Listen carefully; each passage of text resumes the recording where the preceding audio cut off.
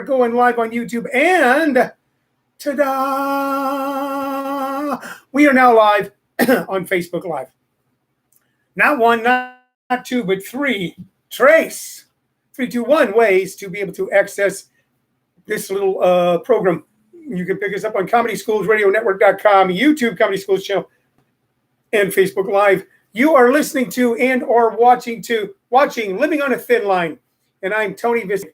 This is your daily diversion from all the hoopla, anxiety, insanity, and silliness that is swirling about us in the outside world. This is where we take a break from the day and think about something other than what we've been thinking about all goddamn day. So I'm glad to be with you. I'm going to be with you for the next 30 entire minutes. We figured I'm trying to figure out what's going on here light-wise. So it's something about the way the light comes through the window there. See, because when I do this, I actually look a little brighter, but then it looks weird because there's a hand there. Well, the vagaries of technical issues during a technically challenging time. This is the Friday show. Hello, Champ de Blasio. Good to see you. If you've been listening before, you know that we're on every day at 2 p.m. And this is now episode 51. Episode 51 of Living on a Thin Line. We started doing this shortly after quarantine began. And it was recommended to us by a guy. He said, you should do this every day. And for some reason, I was open. I said, I'm open to what the universe has to tell me. And the universe said, do this. So it gives Shirley and I, it's given us something to build our day around. Because when this first happened, I was just looking over the last couple months today. I was just looking over it. I was looking over it financially, administratively, work-wise, and realizing what a frightening time, and still is a very concerning time. But what a frightening time those first couple of weeks were, as we were all trying to figure out how to function under these circumstances. They're opening some things up around the country, whether that'll be good or bad. Only time will tell. We are betwixt and between, are we not? Staying on some sort of long-term permanent lockdown until the virus is eradicated, if at all, or going back out in the world and taking our chances. And it's a Faustian bargain that all of us are going to have to make. But if we all move forward in good faith with decency and kindness, I think we'll get through it.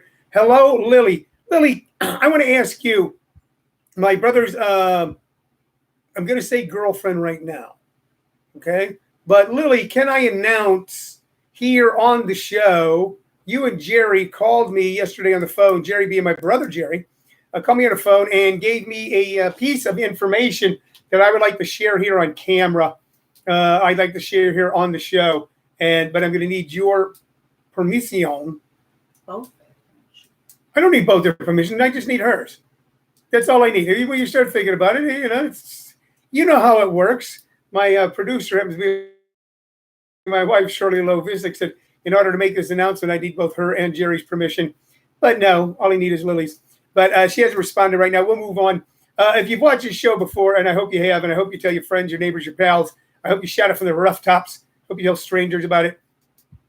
We built the show around three things, and that is interacting with you as you send us messages on Facebook Live, or on YouTube, or on ComedySchoolsRadioNetwork.com, where we converse with you in that fashion. And also showing you some knickknacks, mementos, autograph things that I have found here around my office. So we got something to talk about. And then sharing 2 vinyl albums out of my vast vinyl album collection. I did not realize how vast it was till I started going through it. You know, when you got all these albums stacked up against one another, there's a lot more wonderful, powerful music and magic sitting on those shelves than the space they take up. And we've got a boatload of records here for you. Let me see what else I got here. Aaron Mastrani's watching. I got a vast vinyl collection, and I share with you every day 2 of the albums, and then I recommend the artist. The idea being, if maybe you liked them in the past and you've forgotten about them, and maybe you should reacquaint yourself with them. Maybe when they were popular in the past, or when they were active in the past, you didn't listen to them, and now you got a chance to go back and check them out. That's going to be the case with a couple of these recordings today. Or you've never heard of them before, and we're going to give you something new to explore. As I got older, I started exploring more. That's how I got into Frank Sinatra when I was older. And then I got into really early jazz, really early blues, stuff that was way before my time, and began to explore and go, oh, this is wonderful. Kevin Brown, very funny guy. He was on last Sunday's Tony Vicich Presents, is with us right now. And we want to congratulate our good friend, Kevin Brown. 2 people have called me in the last couple of days. 2 people have called me in the last couple of days with like really, really, really happy news. So, and I know I can share Kevin Brown's. And Kevin is that he has now officially graduated from ASU. Let's give him a hand. Hey, Kevin. And Kevin's a class guy. I know that he did unfortunately for the class of 2020, they did not get to do the entire walk, cap and gown thing, you know, all be together at the stadium for the graduation. I've been to those graduations. I saw Barack Obama speak at one many years ago. And I saw Alice Cooper was like the band at their graduation. Alice Cooper was their band and Barack Obama spoke. Some such. I know I saw Alice Cooper and Barack Obama. You didn't go to mine. No, I did not know yours. I didn't know you then. I did not know my wife when she graduated from college. But if I had, man, I'd have taken a swing at that. I'll tell you that right now. Anyway, congratulations to Kevin Brown. And we'd like to congratulate Jerry and Lily on something, but they have not given us permission to do so. So let's see if I do have Jerry's permission. Nope. All right. Okay. So the other thing that we built around the extra thing we're doing is we're closing in on it. We're making a list of the 10 coolest people who have ever existed. And we've got seven on there right now. Miles Davis, Keith Richards, James Dean, Frank Sinatra, Steve McQueen, Prince, and Humphrey Bogart. And I've decided, okay, it's Friday, and Friday is Tony gets to make a decision day, that I'm going to pick one other one to move over, which will bring us to 8. Okay, and I'm trying to decide between, and this is going to be the decision between these 2, Dean Martin, Jack Nicholson. Why not both? Well, because then I've only got 1 slot left. Okay, now Dean Martin almost seems like a natural because he is from that whole Rat Pack thing. As a matter of fact, was an important part of the Rat Pack. So Dean Martin seems just like a natural. If Frank's on it, then Dean should have to be on it. You know, maybe Sammy. It's not Joey Bishop, not Peter Lawford. No way, Peter Lawford. But then Nicholson, who almost was the heir to Bogart. I watched Chinatown again the other night. Chinatown's an incredible film. If you have never seen it, go back and watch it. It was made in the 70s about Los Angeles in the 30s. And it is a film noir. It's a modern version of what was a popular type of movie in the 1940s. And Nicholson is stunning in it. John Huston, the great director who directed Humphrey Bogart and the Maltese Falcon, plays an important part in that movie, along with Faye Dunaway at her most beautiful and vibrant. Nicholson has always been cool. With the sunglasses and the killer smile and the unflappable attitude and the films that he made, which have always been iconic. We got to go, ladies and gentlemen. Excuse me, going on the list. Jack Nicholson. Okay. All right. So there we go. So Jack Nicholson. So now we got 1, 2, 3, 4, 5, 6, 7, 8 people on our list of coolest people ever. They are going number 8, Jack Nicholson, 7, Humphrey Bogart, 6, Prince, 5, Steve McQueen, 4, Frank Sinatra, 3, James Dean, 2, Keith Richards, number 1, Miles Davis. We have 2 to go. I'm going to tell you who's on the maybe list, but then I'm going to move on because I don't want the whole show to be about that. Although you can vote. You can go, I vote for that guy. I vote for that guy. But I'm also closing off the maybe list. We got enough people on the maybe list. So Dean Martin is still on the maybe list. Sean Connery, Charles Bronson, Billie Holiday, Muhammad Ali, Elvis, my brother Jerry, myself, Buddy Rich, Richard Pryor, John Kennedy, Bruce Lee, Samuel Jackson, Chuck Norris, Denzel Washington, anybody who played in a James Bond movie, meaning James Bond, played James Bond, not just in a movie, Lauren Bacall, Sidney Poitier, Tina Turner, Katharine Hepburn, Lenny Bruce, and Bob Dylan. So that's who's on the maybe list, and you can vote for them. You can vote anytime. You can just, even when the show's over, you can go back and comment on the video later on. All right, what mementos do we have? Shirley told me about a box that she found somewhere in the other room and got it out, and I dug through it, and I'm just going to show these to you real quick because this is from a fine time for me. As you go back and you look at fine times, there's one, there's the other. Here's another one. There we go. All right. There's just a bunch of these. What am I showing you, ladies and gentlemen? Of course, I am showing you sports tickets. That's what I'm showing you. Sports tickets. All right. Each and every one of them, by the way, are tickets to see the Los Angeles Clippers. And almost all of these come from around 2004. They featured the coach at the time, Mike Dunleavy. Yeah, this is a 2004. They're all 2004s. Quentin Richardson. There's Dunleavy again. Here's one where they played the Nuggets. And this, I'd love to see 2001. I think this, ladies and gentlemen, I think this ticket, yes, this ticket right here. The first time I ever took my daughter to see a professional basketball game was to see the Los Angeles Clippers. All right, Monday, March 5th, 2001 at 7:30 p.m. And we saw the Denver Nuggets. And I saw them with the very funny comic, by the way. If you don't know this comic, you got to check him out. Rich Scheidner. YouTube him, Google him. Great, funny stuff. And also has a great show he's doing right now called The History of Stand-Up Comedy. His two daughters and my daughter and I went to see the Denver Nuggets play the Los Angeles Clippers. We sat in premier seats. They were only $25. The Clippers were always such a bad team back then that you could get seats for like nothing. But from that day forward, going to see the Clippers, and you could tell just from these 2004 tickets, I'm trying to pick them up here without wrecking the entire studio, from seeing all of these, that we went to a lot of Clipper games, and that became – so I got a little piece of advice for you. If you're a father and you got young kids, and right now, it's important because they're counting on you. If you're in the house with young kids, Alicia was 9 or 10 when we started doing this. You find something that you both enjoy doing that they will still possibly enjoy when they get older. So to this day, and eventually when they start playing again, my daughter and I still go to Clipper games together, 1 or 2 a year, even though she's a grown lady now and I am a elderly man. This is all 2004. Oh my goodness, man, we went a lot of times in 2004. Look at the number of tickets here.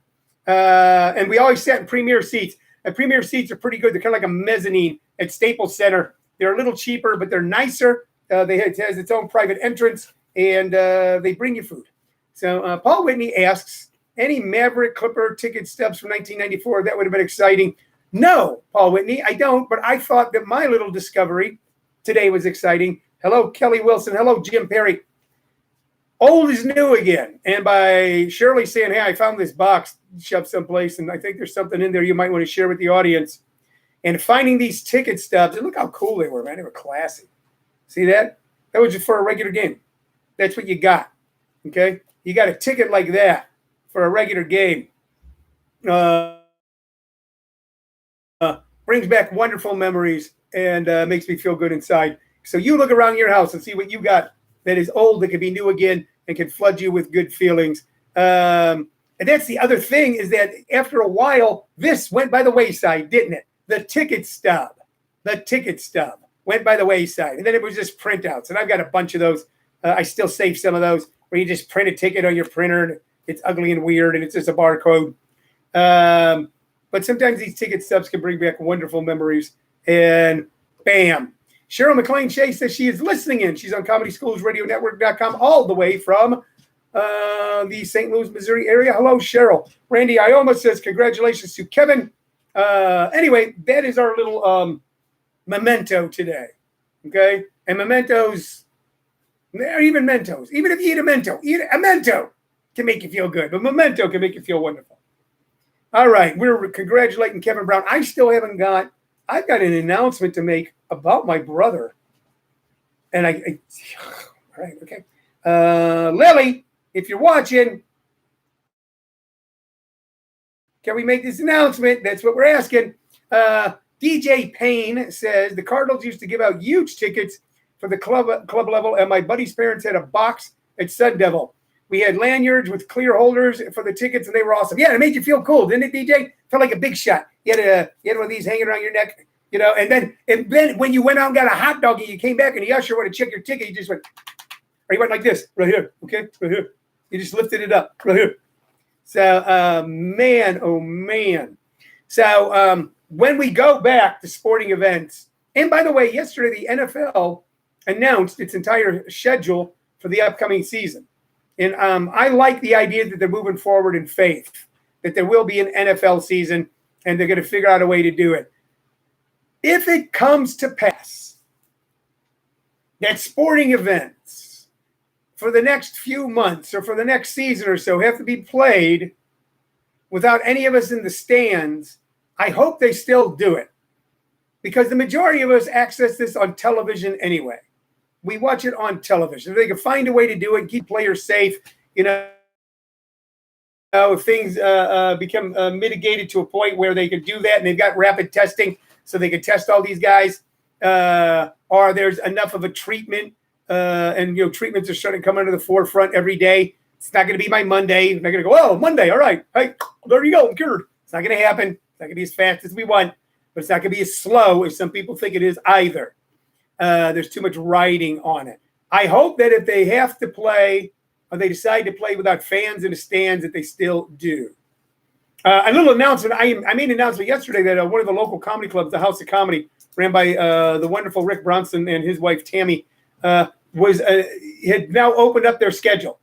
And starting, I think, next week, we're going to have their first show with ComedySchools.com alum Michael Longfellow. And it's going to be a social distancing show inside the club. They've changed it. Okay, it's different now. Now it's a drive-in show. I think they're going to do it outside. You'll be able to drive up with your car. And I guess they're going to have Mikey Mike on stage talking to people, like a drive-in show, only with a live person. So I think it's a good idea. And Shirley and I are thinking about driving on down there, get ourselves a tub of popcorn. There'll be no bathrooms, so I'll have to bring some sort of empty milk carton. No way. Where your depends. That's right. That's right. So we might go to it. The drive-ins are open. People go to the drive-ins. There's no restrooms, I hear, at the drive-ins. There'll be no restrooms there. So I guess you strap on a set of Depends and enjoy the comedy show and then go home and rip them off. Hell, I don't know. DJ Payne said he liked him because he could get in anywhere. Club level player. Abhinav Goyal said, how very British of you to say schedule that way. Schedule. Yes, I've always enjoyed a good British accent. Okay, let's get to the music. Once again, you can still vote. I'm going to tell you one more time. We added Jack Nicholson to the list today. We're up to 8 of the coolest people ever. You still have a chance to vote for Dean Martin, Sean Connery, Charles Bronson, Billie Holiday, Muhammad Ali, Elvis, me or my brother, Buddy Rich, Richard Pryor, John Kennedy, Bruce Lee, Samuel Jackson, Chuck Norris. Anybody who was in a James Bond movie, I'm going to take that one off. That's too vague. It's just too vague. Okay, Lauren Bacall, Sidney Poitier, Tina Turner, Katharine Hepburn, Denzel Washington, Lenny Bruce, or Bob Dylan. If we don't have a winner by Monday, I'm going to pick another winner on my own. If we don't have someone else who's gotten enough votes. Dean Martin's close with 4 votes. Okay, I'm not going to tell you how many votes it takes because then somebody go, oh, I just vote for him twice and get it over with. But Dean Martin has the most votes of anyone on that list right now with 4. We've got 2 more spots available. Oh, Johnny Depp is also on the maybe list. So you can vote for that. All right, let's get to the music. I got some stuff here that you've never heard of that you're going to love. This first one, very strange, very rare. Okay, but I'm going to open you up to a whole new world of music. And here it is. You see that? There you go, YouTubers. You see that? All right. Who is that? This album is called Inside Dave Van Ronk. Okay, and that picture was taken in Greenwich Village when Greenwich Village was the epicenter of the folk music scene, and Dave Van Ronk was considered the bard. He was considered the guy. He was the guy. He was the big shot down in Greenwich Village during the burgeoning early 60s, 61, 62 folk music scene. Now on this, and he played all traditional folk songs. He played House Carpenter, The The Cruel Ship's Captain, Sprig of Time, Talking Cancer Blues, I Bide Me a Little Dog, a Lady Gay, Fair and Tender Ladies, Brian O'Lynn, Shantyman's Life, Silver Dagger, Kentucky Moonshiner, and He Never Came Back. And this actually came out in 1964.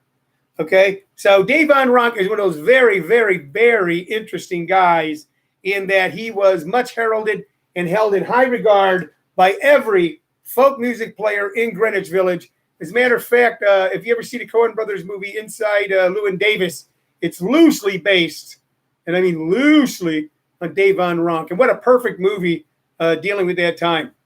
Dave Von Ronk was the guy that everybody thought was going to be a star. And then a young kid hitchhiked in from Minnesota, a young skinny kid with bad teeth, okay, and an odd voice, named Robert Zimmerman.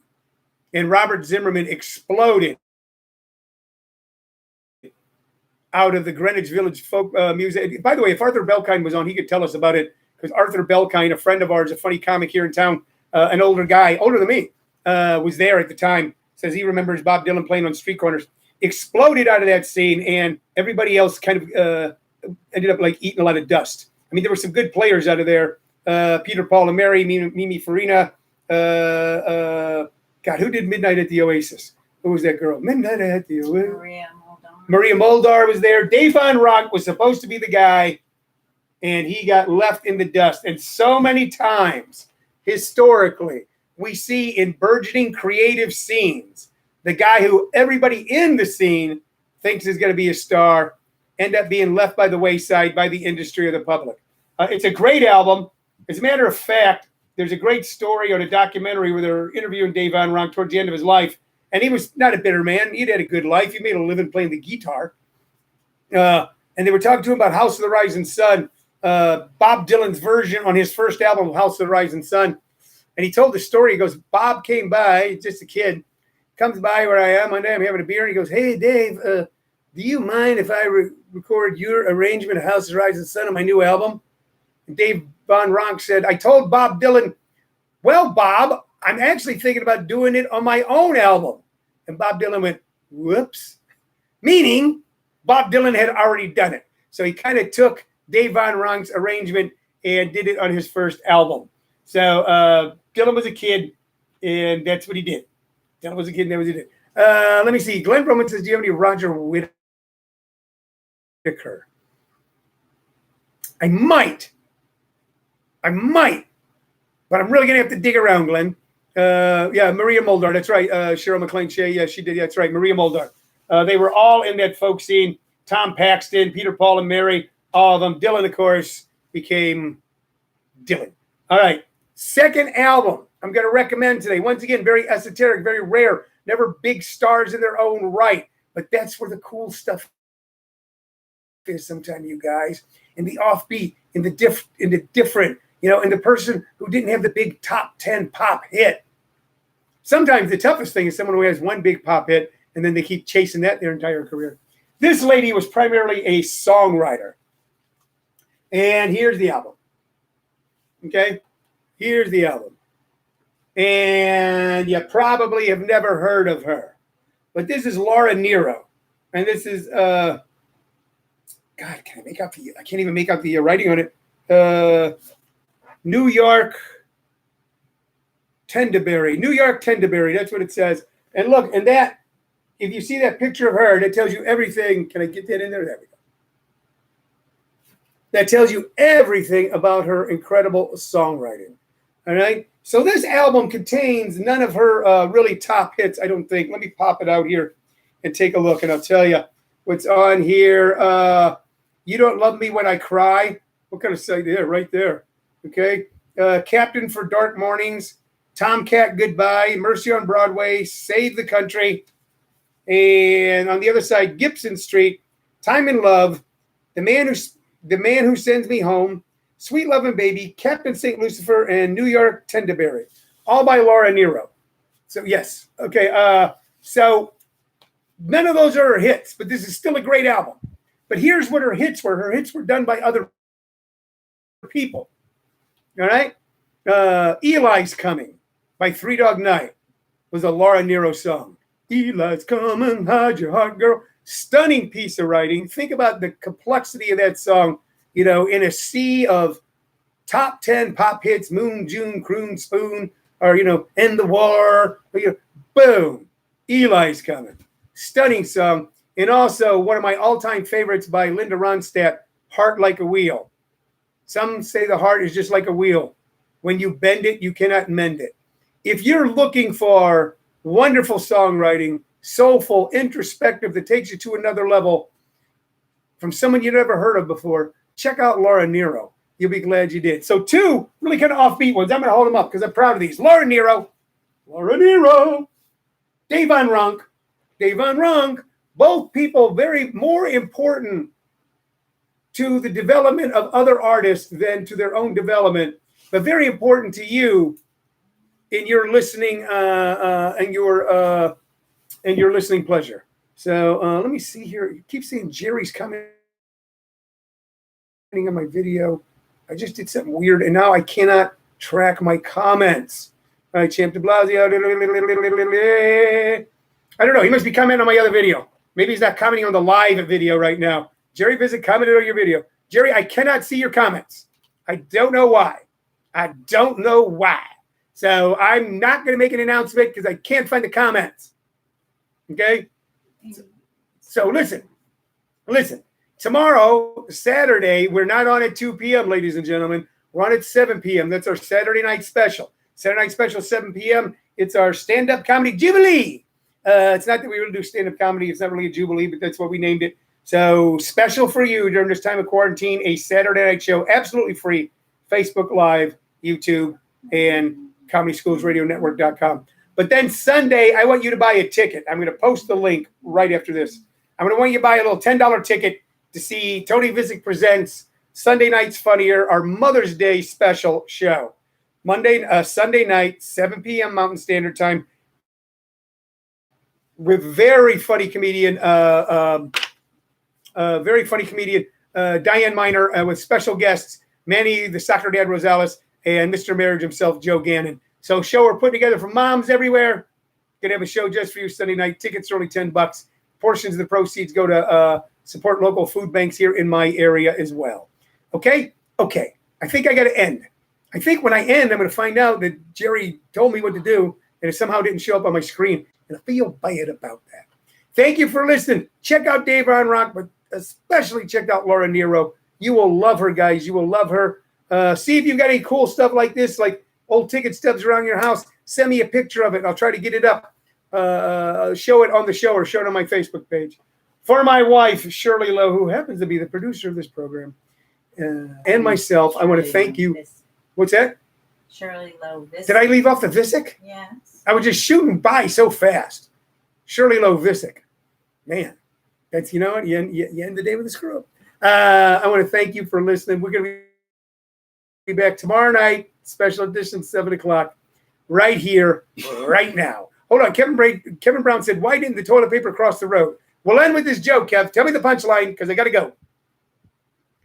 Tell me the punchline, because I got to go. Tell me the punchline. Why didn't the toilet paper cross the road? You know what? You guys are going to be able to read it right after the show. All right? We got to go. Thanks a lot. We're going to see you tomorrow night. Bye-bye. And then we'll know the punchline. Goodbye, YouTubers. I'll see you tomorrow night at 7. What do we got here? Damn. What's the same? Are you sure Lily might have to wait a little while? I don't know. To announce. I don't know. I'm not off of YouTube yet. Why don't you just be cool? Why don't you get on?